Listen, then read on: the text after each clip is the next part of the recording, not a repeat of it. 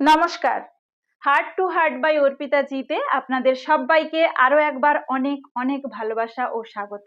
আমি অর্পিতা, আপনাদের soul Hilaire এবং লাইফ কোচ। আজকের এই আলোচনাটি কোনো সাধারণ আলোচনার বিষয় নয়। আজ আমি আপনাদের সাথে এমন কিছু কথা ভাগ করে নিতে এসেছি যা হয়তো আপনার জীবনের মোড় সম্পূর্ণ ঘুরিয়ে দিতে পারে।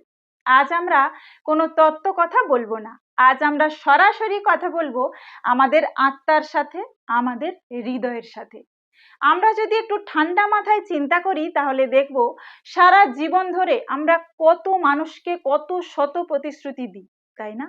আমরা বাবা মাকে কথা দিই ভালো সন্তান হওয়ার, সন্তানকে কথা দিই ভালো ভবিষ্যৎ দেওয়ার, বন্ধুদের কথা দিই বিপদে পাশে থাকার, আর কর্মক্ষেত্রে কথা দিই নিজের সেরাটা দেওয়ার।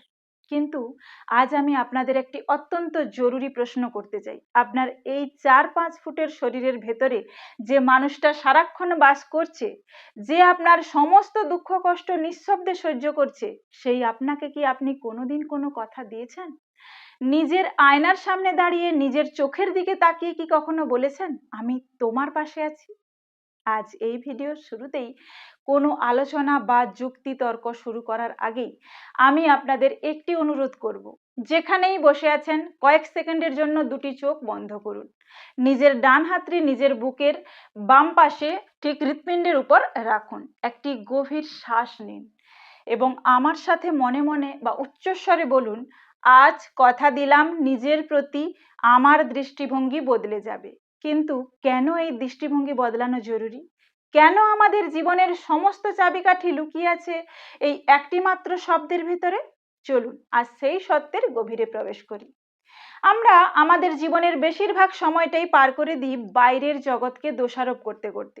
আমাদের মন খুব সহজেই অবচেতনভাবে একটা ফাঁদে পা দেয়, যাকে সাইকোলজিতে বলা হয় ভিকটিম মেন্টালিটি বা শিকারের মানসিকতা। আমরা ভাবতে শুরু করি, আমার জীবনটা এমন কারণ আমার পরিবার আমাকে বোঝেনি, আমার চাকরিটা ভালো নয় কারণ আমার বস খারাপ, আমি সম্পর্কে সুখে নেই কারণ সামনের মানুষটি স্বার্থপর, কিংবা আমার ভাগ্যটাই আসলে খারাপ। একজন লাইফ কোচ হিসেবে প্রতিদিন আমার কাছে এমন বহু মানুষ আসেন যারা জীবনের এই ঘোলক ধাঁধায় হারিয়ে গেছেন। কিন্তু আমি আপনাদের আজ একটি পরম সত্য কথা বলতে চাই, আমাদের দুঃখ, আমাদের হতাশা বা আমাদের ব্যর্থতার 90% কিন্তু বাইরের পরিস্থিতির কারণে ঘটে না। সেটা ঘটে আমরা সেই পরিস্থিতিটাকে কিভাবে দেখছি, অর্থাৎ আমাদের দৃষ্টিভঙ্গি বা পার্সপেক্টিভের কারণে। জগতে কোনো ঘটনাই নিজের থেকে ভালো বা খারাপ হয় না। ঘটনাটি শুধু একটি ঘটনা মাত্র, তাকে ভালো বা খারাপের রূপ দেয় আমাদের মন। একটি খুব পরিচিত উদাহরণ দেওয়া যাক। তীব্র ঝড় বৃষ্টির রাতে একজন সাধারণ মানুষ হয়তো জানালার বাইরে তাকিয়ে বিরক্ত হয়ে ভাবছেন, উফ, কি জন্য আজকের আবহাওয়া, কারেন্ট চলে গেল, রাস্তাঘাট কাদা হয়ে গেল। অথচ সেই একই ঝড় বৃষ্টির রাতে একজন কবি বা শিল্পী জানালার ধারে বসে এক কাপ চা হাতে নিয়ে ভাববেন, প্রকৃতি আজ কত সুন্দর রূপ নিয়েছে, ধুলোগুলো সব ধুয়ে মুছে পরিষ্কার হয়ে গেল। দেখুন, পরিস্থিতি কিন্তু দুজনের জন্যই এক। একই ঝড়, একই বৃষ্টি, একই অন্ধকার, কিন্তু দুজনের মানসিক অবস্থা সম্পূর্ণ আলাদা। একজন সেই পরিস্থিতির মধ্যে খুঁজে পেলেন বিরক্তি আর হতাশা, অন্যজন খুঁজে পেলেন সৌন্দর্য আর শান্তি। একেই বলে দৃষ্টিভঙ্গির ম্যাজিক। আপনি যেভাবে জগৎকে দেখতে চাইবেন, জগৎ আপনার সামনে ঠিক সেই রূপেই ধরা দেবে। আপনি যদি ভেতরে নেতিবাচকতা বা নেগেটিভিটি নিয়ে ঘোরেন, তবে পৃথিবীর সবচেয়ে সুন্দর স্বর্গীয় পরিবেশেও আপনি খুঁত খুঁজে পাবেন।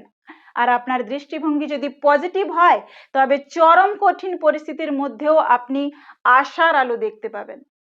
এবার বলবো দৃষ্টিভঙ্গি বদলানোর 5টি আধ্যাত্মিক ও মনস্তাত্ত্বিক ধাপ। এবার প্রশ্ন আসে, এই দৃষ্টিভঙ্গি বদলে ফেলা কি এতটাই সহজ? বছরের পর বছর ধরে যে নেতিবাচক চিন্তাভাবনা আমাদের মাথায় বাসা বেঁধেছে, তাকে আমরা এক ঝটকায় কিভাবে পরিবর্তন করব? আমি বলবো, এটা একদিনের মিরাকেল বা জাদু নয়, এটি একটি সচেতন প্রক্রিয়া, একটি সাধনা। আজ আমি আপনাদের 5টি অত্যন্ত গভীর এবং কার্যকরী পদক্ষেপের কথা বলবো, যা আপনারা নিয়মিত অনুশীলন করলে আপনাদের জীবনের প্রতি দেখার নজর সম্পূর্ণ আমূল বদলে যাবে। প্রথম ধাপ, নিজেকে নিঃশর্তভাবে ক্ষমা করা। আমাদের দৃষ্টিভঙ্গি নষ্ট হওয়ার সবচেয়ে বড় কারণ হলো অতীতের অপরাধবোধ বা গিল্টি। আমরা মনের অজান্তেই নিজেদের একটা কাঠগড়ায় দাঁড় করিয়ে রাখি। আমি কেন সেদিন ওই ভুলটা করলাম? আমি কেন সেই সম্পর্কটা বাঁচাতে পারলাম না? আমার কেন আরো একটু বুদ্ধি হলো না? এই আফসোসের তুষের আগুন আমাদের ভেতরটাকে প্রতিনিয়ত পুড়িয়ে খাক করে দেয়। একজন সোল হিলার হিসেবে আমি আপনাকে মনে করিয়ে দিতে চাই, যেদিন আপনি যা করেছিলেন তা আপনার তৎকালীন বুদ্ধি, ম্যাচুরিটি এবং পরিস্থিতির উপর ভিত্তি করে করেছিলেন। আজ আপনি অনেক বেশি অভিজ্ঞ, অনেক বেশি পরিণত। তাই অতীতের সেই অবুঝ মানুষটিকে আজ ক্ষমা করে দিন। নিজেকে বুকে টেনে নিয়ে বলুন, যা হয়েছে তা আমার শিক্ষার প্রক্রিয়ার একটা অংশ মাত্র। আমি নিজেকে মুক্ত করলাম। আপনি যতক্ষণ না নিজেকে ক্ষমা করছেন, ততক্ষণ আপনি জীবনের সুন্দর দিকগুলো দেখতেই পাবেন না। এবার আসি দ্বিতীয় ধাপ, নিজেকে জানা বা আত্মসচেতনতা। আজকের থাম্বনেলে আপনারা একটি বিশেষ পয়েন্ট দেখেছেন, নিজেকে জানা। আমরা বাইরের লোকেদের কে কেমন, কার কি স্বভাব, কে কি পছন্দ করে সব খবর রাখি, কিন্তু আমরা নিজেরা কি চাই, আমাদের অন্তরাত্মা কিসে শান্তি পায়, আমরা আমাদের কোন জিনিসটা আমাদেরকে কষ্ট দেয়, সেটা আমরা তলিয়ে দেখি না। দৃষ্টিভঙ্গি বদলানোর জন্য আপনাকে নিজের একজন পরীক্ষক বা অবজারভার হতে হবে। যখনই কোনো নেতিবাচক চিন্তা মাথায় আসবে, তখনই নিজেকে প্রশ্ন করুন, এই চিন্তাটা কেন আসছে? এটা কি সত্যি, নাকি আমার মনের কোনো পুরনো ভয় বা ইনসিকিউরিটি থেকে জন্মাচ্ছে? যেদিন আপনি নিজের মনের মেকানিজমটা ধরে ফেলতে পারবেন না, সেদিন থেকে বাইরের কোনো মানুষের কথা বা আচরণ আপনাকে আর সহজে প্রভাবিত করতে পারবে না। আসি তৃতীয় ধাপে, নিজের উপর বিশ্বাস। থাম্বনেলের দ্বিতীয় গুরুত্বপূর্ণ স্তম্ভটি হলো নিজের উপর বিশ্বাস রাখা। আমাদের আত্মবিশ্বাস ভেঙে যায় কেন জানেন?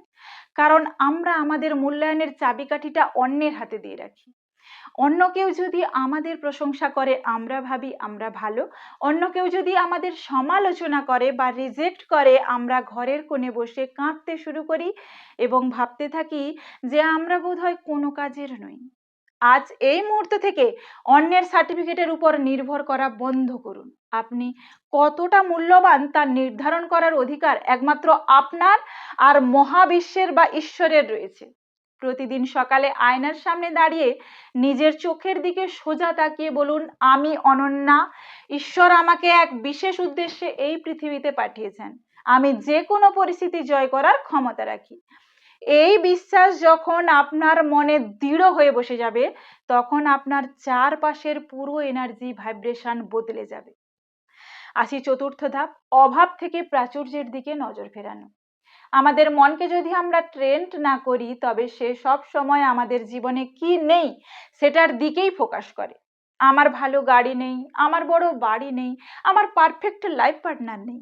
এই নেই এর তালিকাটা অন্তহীন, আর এর ফলেই আমাদের দৃষ্টিভঙ্গি সংকুচিত ও বিষণ্ণ হয়ে পড়ে। দৃষ্টিভঙ্গি বদলানোর চতুর্থ নিয়ম হলো, যা নেই তার থেকে নজর সরিয়ে যা আছে তার দিকে ফোকাস করো। একেই বলা হয় গ্র্যাটিটিউড বা কৃতজ্ঞতা প্রকাশ। সকালে ঘুম থেকে উঠে সুস্থ শরীরে নিঃশ্বাস নিতে পারছেন, এর চেয়ে বড় উপহার আর কি হতে পারে?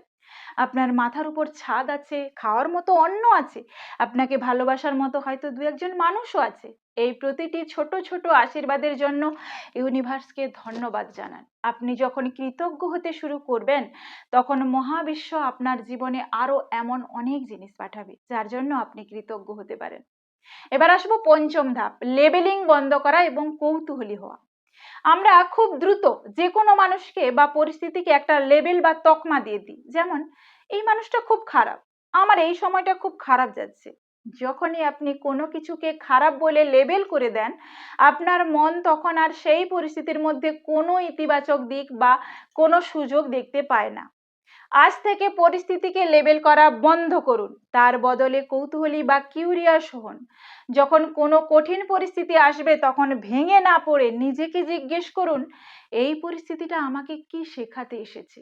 আমার ভেতরের কোন শক্তিটাকে জাগিয়ে তোলার জন্য এই সমস্যাটা আমার জীবনে এলো? এই একটি মাত্র প্রশ্নের পরিবর্তন আপনার সম্পূর্ণ দৃষ্টিভঙ্গি ভয়ের থেকে সরিয়ে সাহসের দিকে নিয়ে যাবে। আমি জানি আপনাদের অনেকেরই হয়তো মনে হচ্ছে, বলা যত সহজ, বাস্তব জীবনে এটা করা ততটাই কঠিন। হ্যাঁ, আমি আপনার এই অনুভূতিটাকে সম্পূর্ণ সম্মান জানাই। জীবন সব সময় সোজা পথে চলে না, জীবনে ঝড় আসবেই, কিন্তু সেই ঝড়ের মধ্যে আপনি কিভাবে দাঁড়াবেন সেটাই তো নির্ধারণ করবে আপনার অন্তরের শক্তি। একজন সোল হিলার হিসেবে আমি আপনার আত্মার সাথে সংযোগ করতে চাই। আমি আপনাকে বলতে চাই, আপনার ভেতরের যে ঐশ্বরিক আলো রয়েছে তা কোনো বাইরের অন্ধকারের চেয়ে কম নয়।